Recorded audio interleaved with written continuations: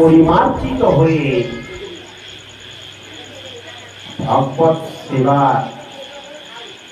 উপযোগী হয়ে ওঠে। প্রত্যেকটা সিদ্ধান্তে কি বলেছেন যে পরম্পরতা রয়েছে। আমরা 1 ঘন্টা বসেছি, হৃদয় স্থির নেই, সেই পরম্পরতা কি? গৌড়ীয় বৈষ্ণব পরম্পরা। আমাদের সম্প্রদায় ব্রহ্মমত গৌড়ীয় সম্প্রদায়ে ব্রহ্মা নারদ হইতে আগত তার অনেক শাখা প্রশাখা আদি রয়েছে। পরবর্তীতে প্রেম অনুকূলিত যে পরম্পরা, তিনি কে? কার দ্বারা প্রেম অঙ্কুরিত হয়েছিলেন? তিনি হচ্ছেন মাধবেন্দ্র কৃপাল। শ্রীলা কৃষ্ণদাস কবিরাজ গোস্বামী পাদ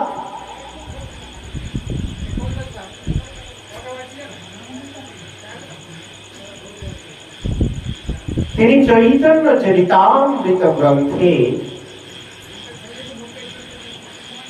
প্রেম বৃক্ষের বর্ণনা করতে গিয়ে সেই বৃক্ষে মূল সদৃশ্য শিলা মাধবেন্দ্র পরিপাতকে বলেছেন। শ্রী চৈতন্য মহাপ্রভুর পরম্পরা ঈশ্বর পরিপাত, ঈশ্বরপুরীর পরম্পরা মাধবেন্দ্র পরিপাত। সে গৌরীয় অন্যায় ধারায় আমরা এসেছি বহু ভাগ্য ফলে, বহু জন্মের পূর্বার্জিত সুকৃতি প্রভাবে। শাস্ত্রে বলেছেন ভক্তি, সেই ভক্তিটা কি রূপ? সে ভক্তি বা কোথায় পাওয়া যায়? জগতে জ্ঞান উপাসক, যোগ উপাসক, পরমাত্মা উপাসকের পরিপূর্ণ জগৎ। কারণ কোন বিধি নেই, কোন খাদ্যাভাসের কোন পরিবর্তন করতে হয় না,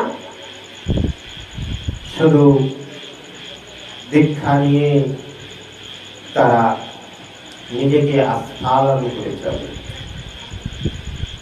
কিন্তু কোন সাধক যদি ভক্তি সাধনের দ্বারা তদীয় আরাধ্য বস্তুকে লাভ করতে চায়,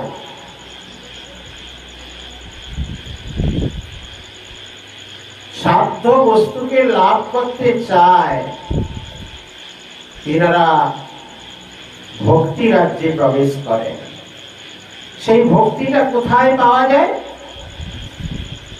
ভক্তি তু ভগবত ভক্ত সঙ্গেন পরিজায়তে সৎসঙ্গ প্রাপ্যতে পুরুধি সুকৃতই পূর্ব সঞ্চিত। অনেক লোকের বসবাস, অনেক ধর্মপ্রাণ মানুষ রয়েছেন, অনেকে শাস্ত্র অধ্যয়ন করেন, শাস্ত্রে রুচি রেখেছেন, হরিকথায় রুচি রেখেছেন, কিন্তু যেখানে সাধু সমাগম বা ভগবত ভক্তগণ বিরাজিত হয়ে হরি কীর্তন বা শুদ্ধ ভক্তির কথা হয়, সেখানে লোক সমাগম বেশি হয় না। এটাই গৌর প্রেমানন্দে।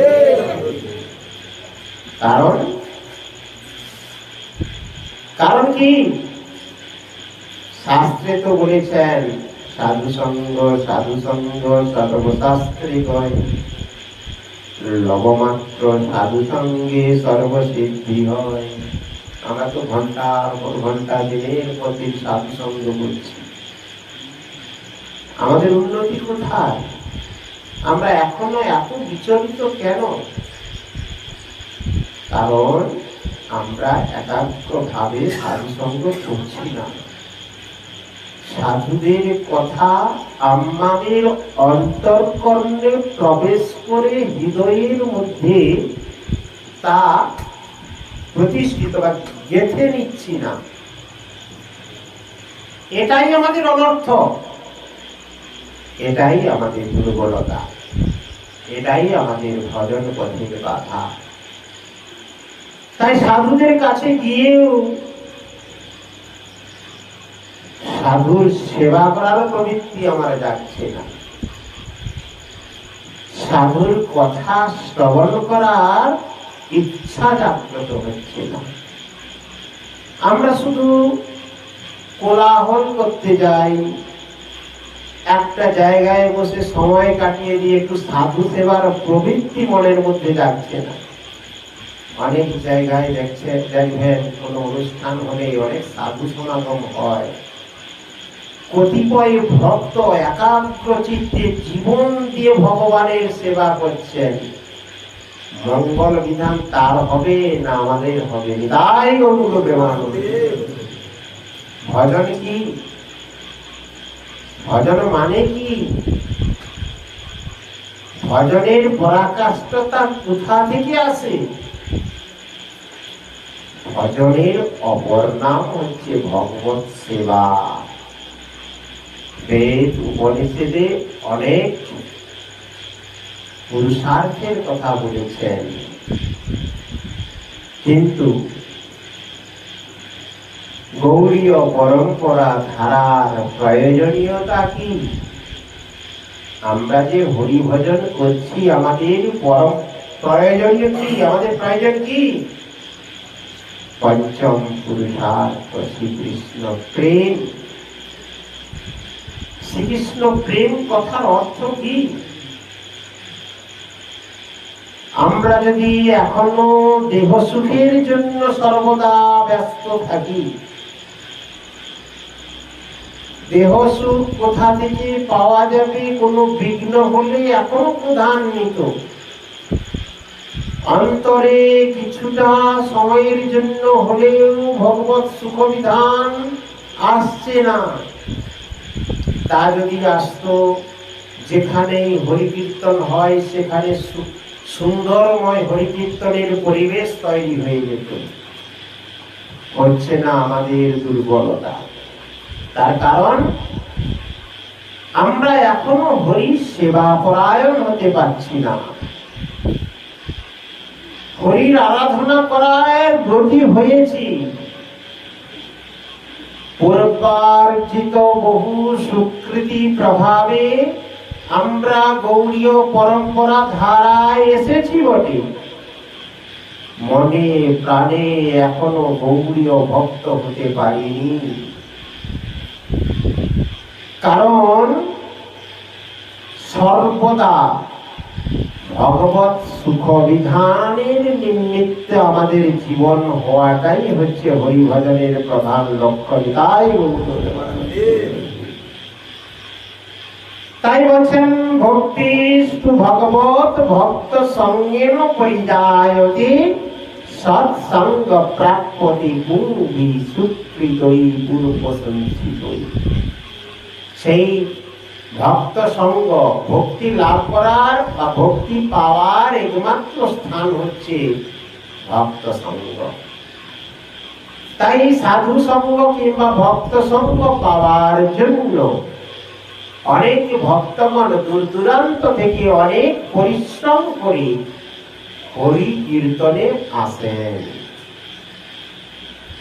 আর সেই হরি কীর্তনে এসে হরি কীর্তনের ব্যাঘাত দেখলে তারা মনে খুব দুঃখ পান। নাহং বসামি বৈকুণ্ঠে ন যোগী হৃদয়ে রবমদ ভক্ত যত্র গায়ন্তি তত্র তিষ্ঠামি নারদ। ভগবান নারদকে উদ্দেশ্য করে তিনি বলেছেন, আমি বৈকুণ্ঠেও থাকি না,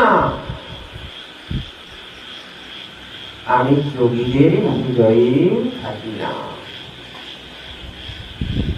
আমি কোথায় থাকি? মদ ভক্ত যত্র গায়ন্তি। আমার ভক্ত যেখানে আমার গুণ কীর্তন করেন, আমি সর্বদা সেখানেই বিরাজমান হয়ে হৃদয় গৌরবে অতএব সেই ভগবানকে পাওয়ার সাধন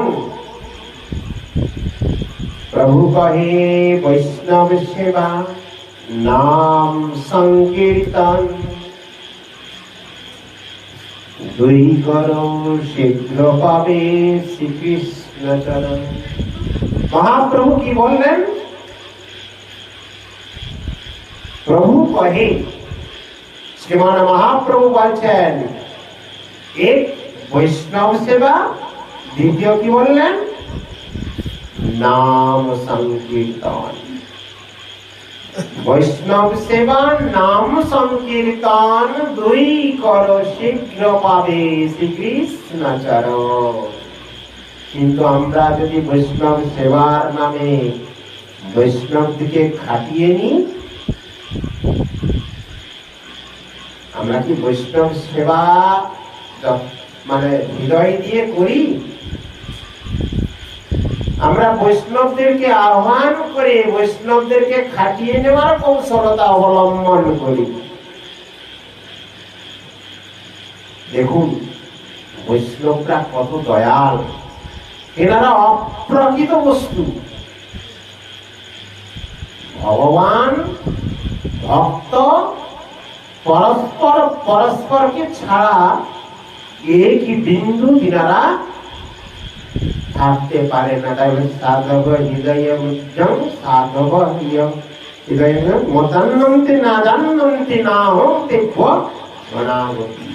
আমি সাধুর হৃদয়ে, সাধু আমার হৃদয়ে। আমি সাধু ব্যতীত কিছুই জানি না, আবার সাধু আমাকে ব্যতীত কিছুই জানেন না। তাই বৈষ্ণব সেবা করা মানে হরির সেবা। আপনারা সবাই জানবেন, বৈষ্ণবদেরকে আহ্বান করলে তারা কিন্তু কোনো সময় আপনার প্রসাদ পাওয়ার সময় আসে না। আসে কি? আগে থেকে এসে আপনার গৃহে হরি কীর্তন করে হরি সেবার ব্যবস্থা করেন, যার দ্বারা আপনার মঙ্গল, আপনার বাস্তুর মঙ্গল, আপনার গ্রামের মঙ্গল, সবাইয়ের মঙ্গল বিধান বিরাজ করেন। তাই বলছেন বৈষ্ণব সেবা এবং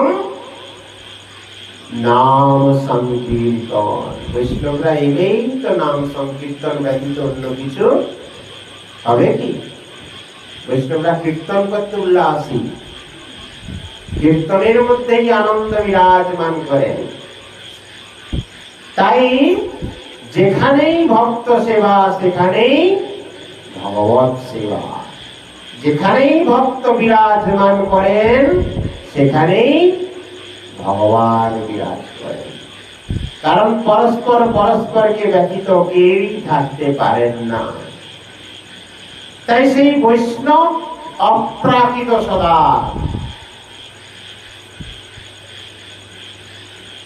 সেই ভক্তির কথা বলতে গিয়ে আমাদেরকে বুঝতে হবে জগতে অনেক প্রকার ভক্তি রয়েছে।